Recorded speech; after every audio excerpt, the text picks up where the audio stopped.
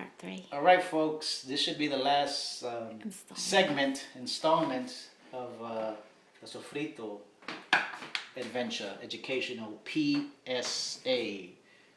Not to be confused with public service announcement. It's a public Sofrito announcement. Haha.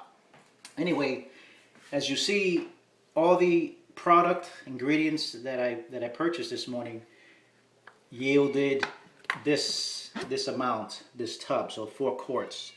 So you can see, you know, what it yields. Anyway, I'm gonna then put it in the ice cubes, the buckets here.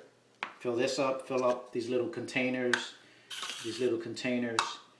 and then when it freezes, I'll put them inside these little ice cream bowls as well, which is what I showed some of you guys a couple weeks ago when you were here for Breeze party. So then once they freeze, I break it up and then put it in the containers. The one caveat I wanted to give you guys is that the garlic, I usually don't use garlic only because if you don't freeze it the way I'm going to, it can cause the sofrito to spoil if you were to just keep it in the refrigerator and not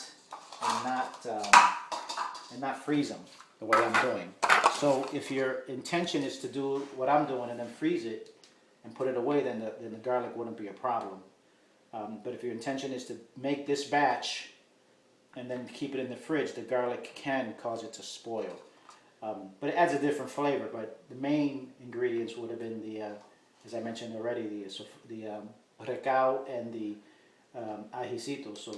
And these are frozen for serving sizes. How many do you put in? So, depending on if I'm making soup or whatever I'm making, soup or beans, usually is what I make is beans.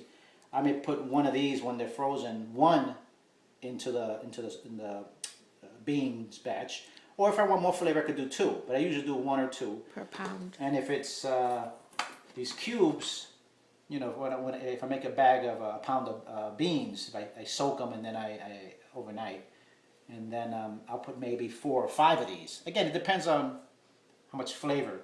None of this is spicy, so it's the Puerto Rican sofrito is not spicy. It's just flavorful.